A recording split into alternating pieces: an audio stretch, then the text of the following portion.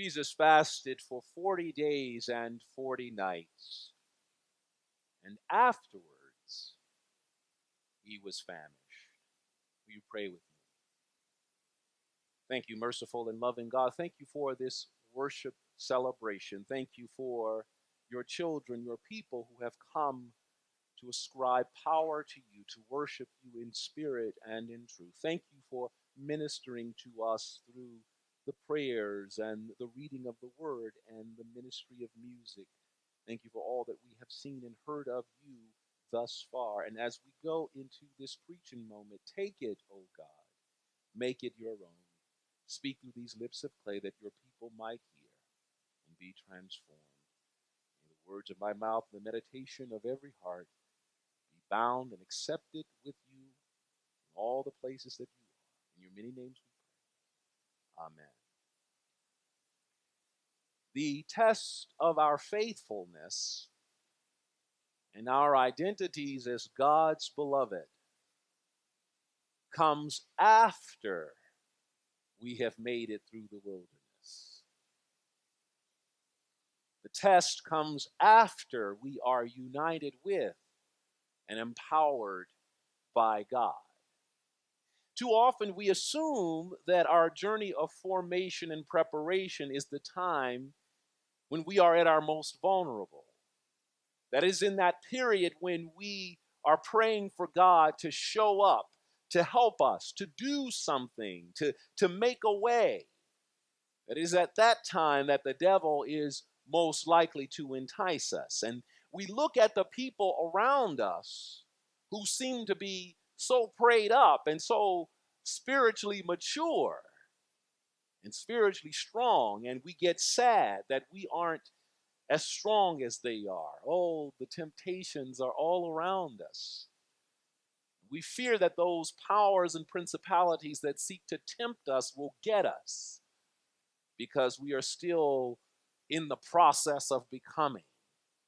We're trying to get strong. We're not there yet. Matthew tells us that Jesus fasted for 40 days and 40 nights, and afterwards he was famished. When Jesus emerges out of the wilderness, after Jesus had been formed in the crucible of isolation and dryness, the devil, the tempter, the force that opposes God, swoops in and tries to shake Jesus from his path. The temptation came after Jesus had undergone preparation, after Jesus had oriented himself toward God. The temptation came after Jesus had been fortified in his sonship, in discipleship.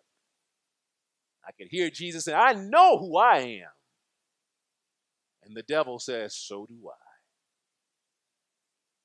So do I. And so that's when the tempter came.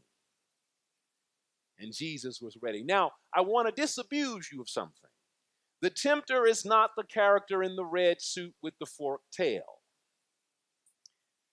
Tempter doesn't come to us with that disfigured and monstrous face. One of my friends calls it dysmorphic.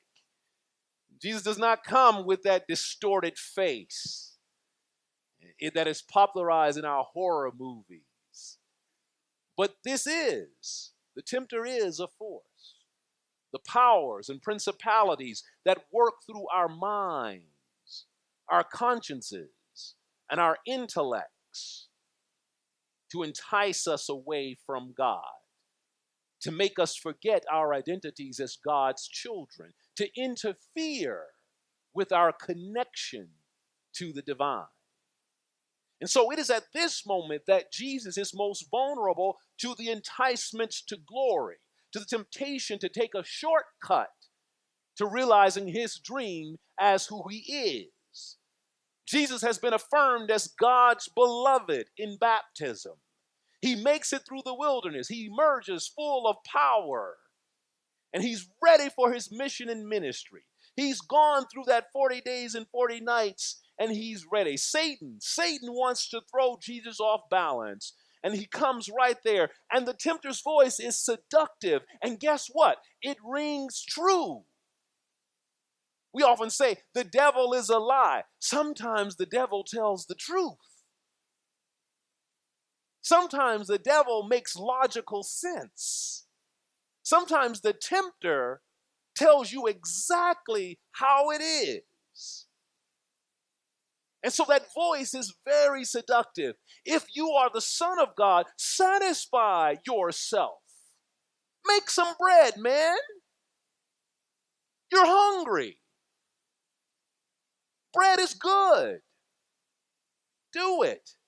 If you are the Son of God, demonstrate who you really are. Try to hurt yourself and see how God comes to protect you.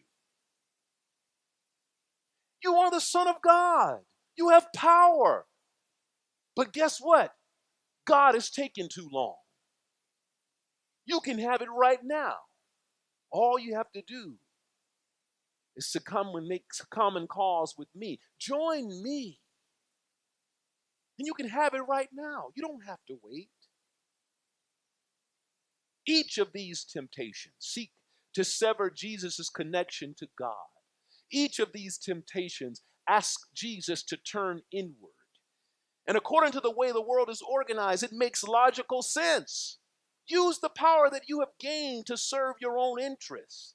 Use the strength that you have received to strike your own path. Use the victory you've gained over this wilderness to reward yourself. It's time. You need a break today.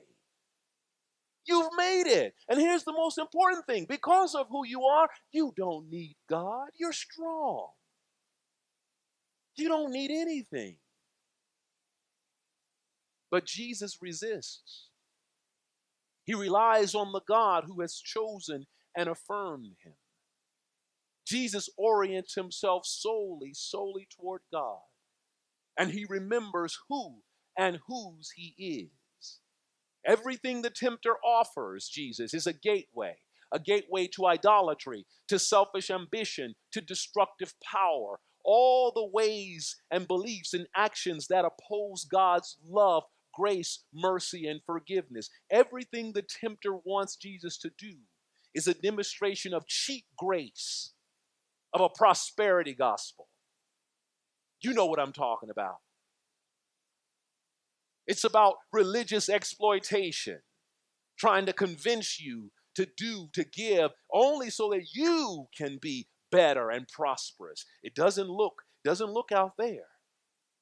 That's what the tempter was calling Jesus to. And Jesus' resistance to all of this is a demonstration of his trust in God. Yes, I am affirmed by God. But that means then that I trust God. I'm committed to God. And Jesus remembered that the 40 days and 40 nights were not about being inoculated from trial. It wasn't an insurance policy that you never encounter danger or difficulty. Those 40 days and 40 nights was not about getting on easy street. That 40 days and 40 nights was about remaining faithful to the God who was faithful to him, no matter what came his way. God was with him and would never leave him alone.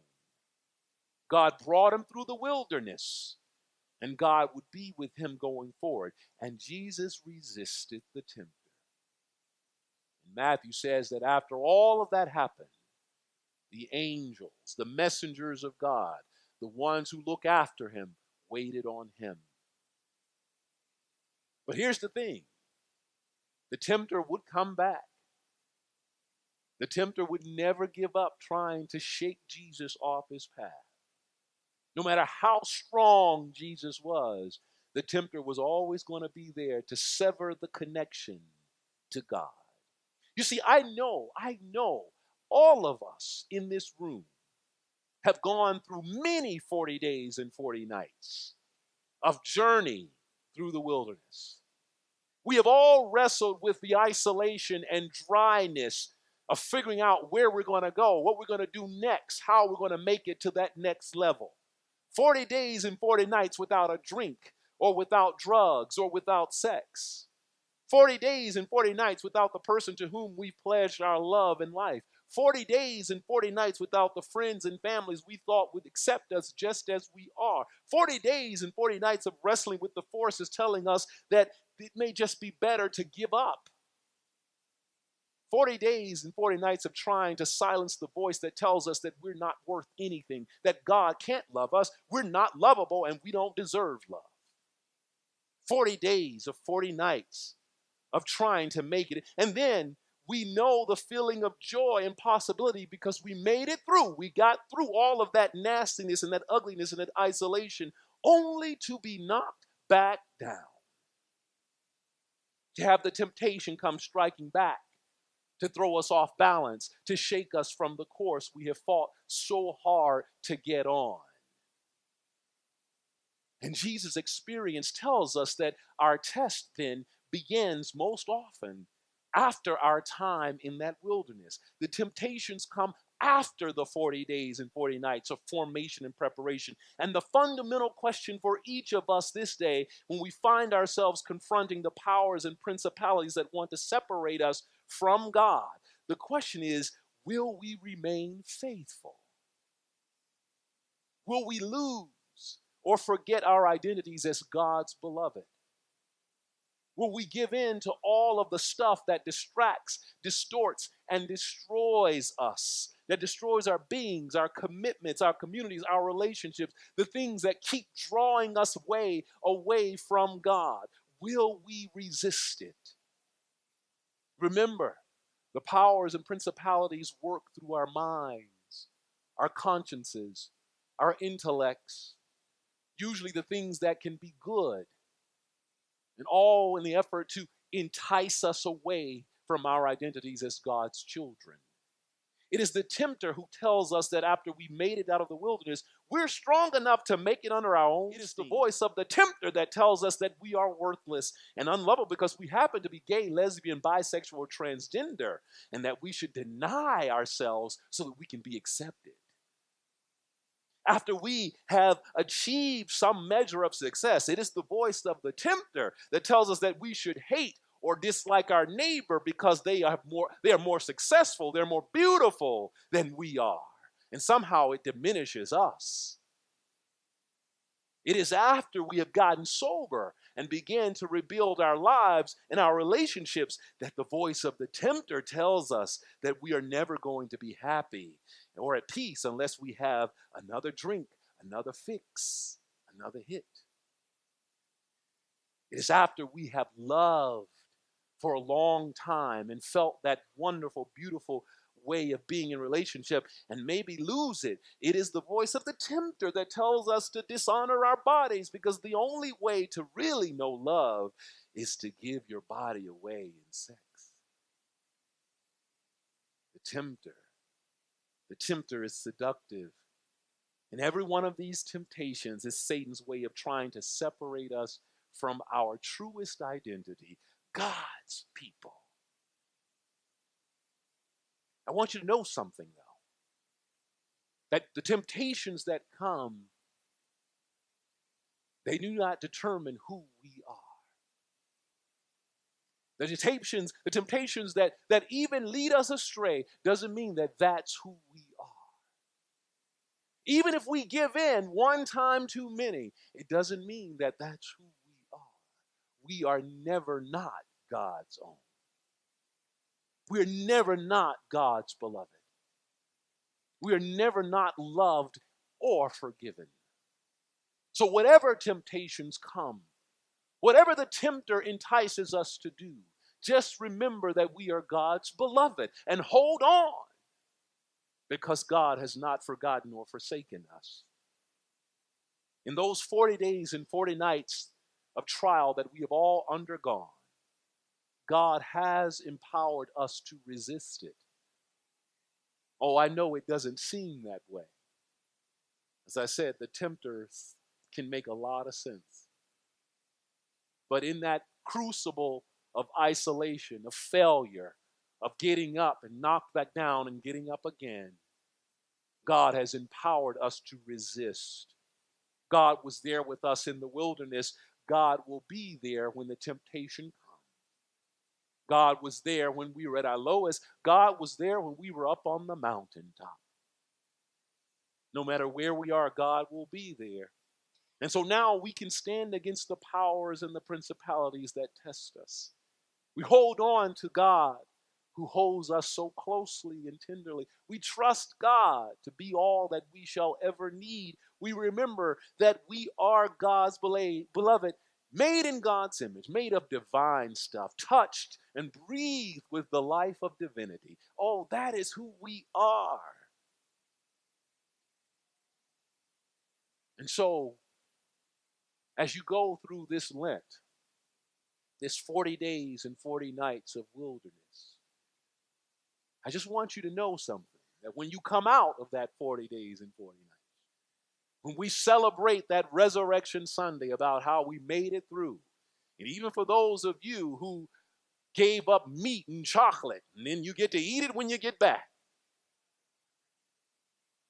I just want you to know that the test may come right after that Easter celebration. The test may come right after you've accomplished all you said you sought to accomplish during this 40 days and 40 nights. The test and the tempter will show up when we think we are at our strongest and that we got everything that we need to go forward. That's when the voice will come. But when the voice does come, when the tempter comes seductively offering you the keys to the kingdom, remember who and whose you are. Hold on to the God that holds on to you through it all. And remember and remember and remember and remember and remember and remember it. God loves you unconditionally and always will. Amen.